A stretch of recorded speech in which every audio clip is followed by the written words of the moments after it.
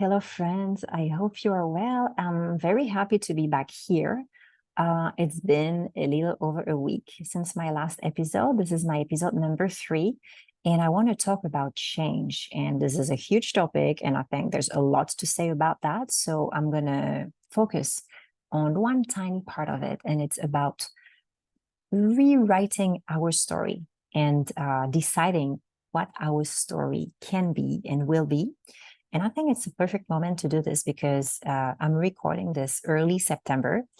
And I don't know where in the world you are, but I'm just assuming that it's more or less the same everywhere, that September is the going back to school time. So if you have kids, actually a big moment in your family's life. And it's an opportunity to rebuild some routines as well after the summer, after the holidays. We come back kind of refreshed, probably tired from the holidays, because as we know, when you're a parent, holidays are sometimes more tiring than relaxing. But anyway, it's still an opportunity to create new habits.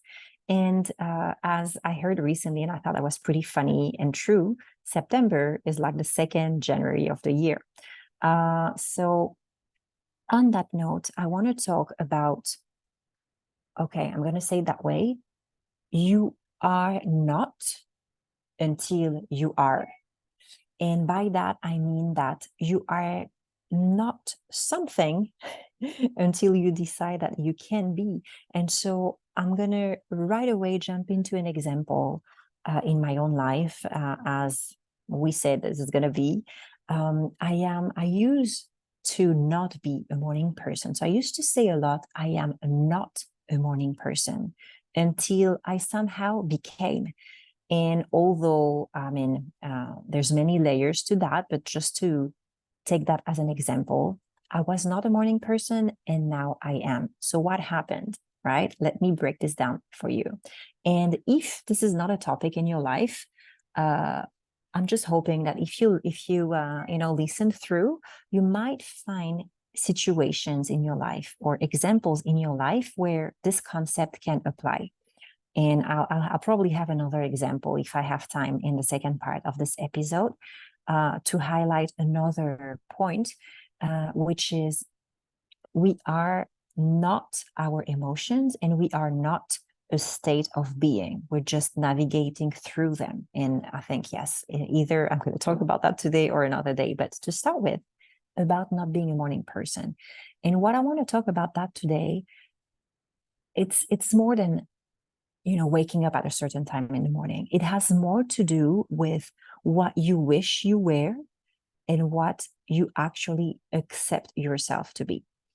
So for the longest time, I always recognize myself more as, the wolf. If we look at your sleep pattern and your, let's say your biology, we always say that we have like different type of sleep patterns, and some people do a lot better in the morning, some people do a lot better in the evening, some people are more naturally morning person and some people are not. And up to a certain point, I was just okay living my life as a wolf or a night owl, because I used to get a lot of things done in the evening, until one day, being an evening or a night person didn't match the lifestyle that I wanted to have. And this is, to me, the key, because I think the being a morning person highlights an important how to say perspective on life, which is there's people who are successful and there's people who are less successful, and we tend to associate people who wake up early with more success because they're like, goal achievers. They get so many things done even before the sun rises. And we tend to put people who wake up early on a pedestal, while actually, why does it have to be that way?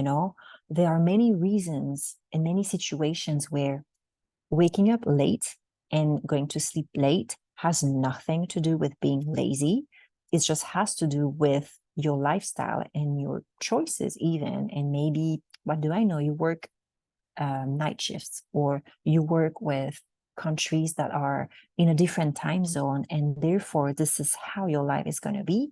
It doesn't make you a less successful person. It doesn't make you a less good person. But sometimes we associate, a lifestyle choice with being better or less good as others. And this is the story I decided subconsciously to buy into.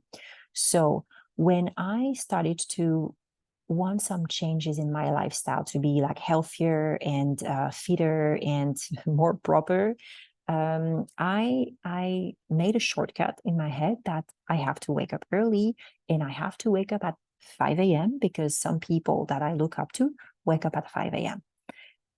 It didn't work. Why it didn't work? It's because I didn't really have a purpose doing that, other than, it sounds good, it makes me feel good, but what am I going to do at 5 a.m.? Am I going to really journal? Well, when at that time I didn't know what journaling really was. Am I going to meditate? Well, at that time I didn't know how to meditate.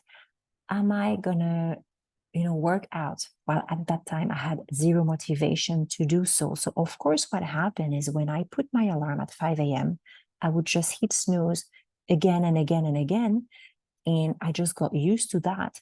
And I got used to waking up at some point and feeling bad about myself, because this is how I started my day, thinking, oh, I'm not good enough to be doing this. I don't deserve happiness. I don't deserve success because I don't wake up early. This is crazy to think that way, but this is how I was seeing it, until the day after reading books and different things. Honestly, I learned a lot through Miracle Morning and other written content or even audio content. But what really worked for me is to put that into the perspective of my own life and really own a concept. And the concept of being a morning person only makes sense when I determine why I want to wake up early, at what time do I need to wake up to get to do the things that I want to do, and keeping in mind what would happen if I don't.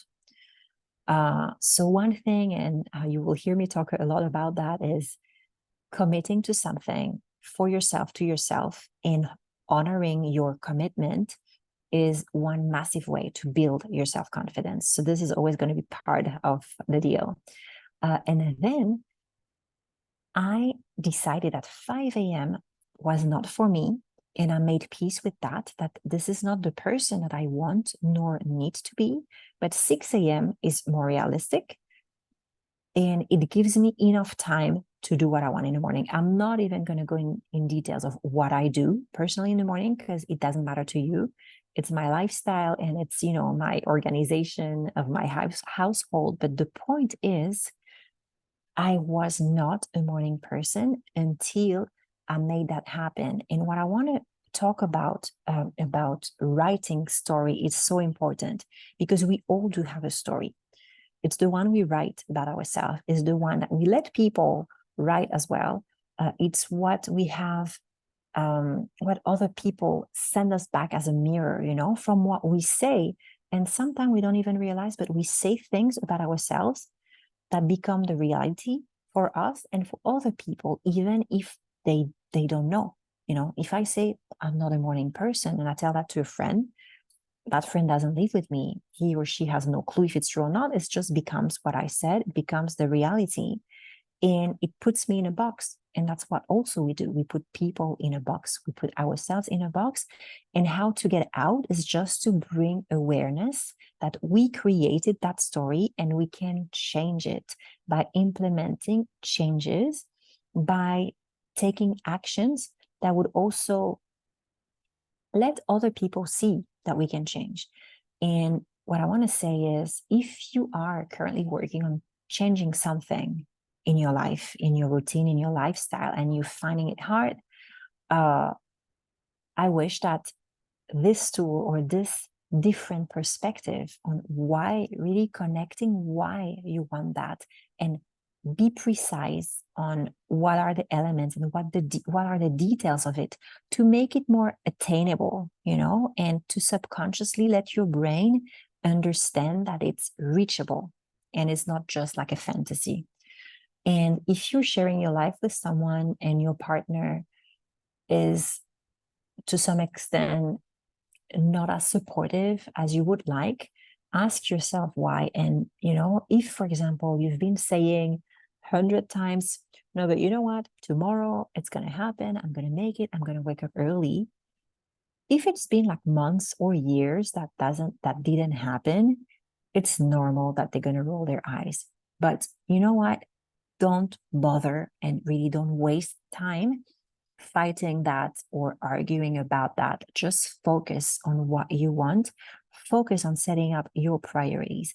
Focus on what you want the story about you to be. And through your actions, it will actually prove them wrong eventually. And this is not even going to be a topic anymore. And you can move on to the next one. So, what I would like to say really today is that it's not because you have been that you will always be.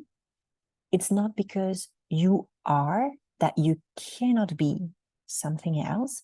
And I think I have a bit more time here. And when I say I have a bit more time, like I'm not timed or anything, I haven't even checked the time when I started this, but I'm always very mindful of your time. And I don't want to make it too long for now. But I want to get on to the next part of it. And it's to make a difference between what we experience, the state of being that we might be into, but this is different from our identity. So my second example was that I used to call myself fat. I used to say I am fat. And this has become like a really bad word. And I know on some platform you can even be like, how do you call that? Censored if you use those words, which I understand if you're if you're bullying someone or what, but if you're talking about yourself, I believe you should be able to say what you want. But anyway, I know it's a trigger word because there's been a big movement on, body positivity. And to some extent, I'm like, a lot into that, and I love the idea that we can love and appreciate our body the way that it is in that moment, and that we heal through love, not through fighting how we are. However, I think that it shouldn't stop us from going towards our goal. So if I think that I am too fat, although I'm going to correct that sentence in a minute, nothing should stop me from losing the weight that I want to lose if I believe that this is going to bring me a lifestyle that I'll be more happy in. And so I think for me, there's like a distinction to make between accepting and loving yourself as you are, and therefore just staying the way that you are. Because if you appreciate and love the way that you are, but you want something else or you want better, that's, you're right. And I would be in the team. I support you to go for that. Now, when I said that you don't identify with a state of being, it's so important, because when I don't say that a lot about myself anymore, but I used to say, oh, I'm fat, I'm too fat. I am not fat, right? I am not like a bottle of oil or like a chunk of butter. I am a human being who might be carrying a bit of excess fat on my body, but I am not fat. And this is very different. It's like if you say, oh, with emotions and with the work I do on another note with aromatology, and I work a lot on emotions, and is really seeing emotions as, let's say, places that we transit into, but there's like an entry point and there's an exit as well. So if you experience anger, you might say that we say I'm angry, but you're not anger, right? You might be angry, but this is going to pass because the next moment you're going to be happy about something, right? It's like if you're sad, you can experience sadness, but you are not sadness.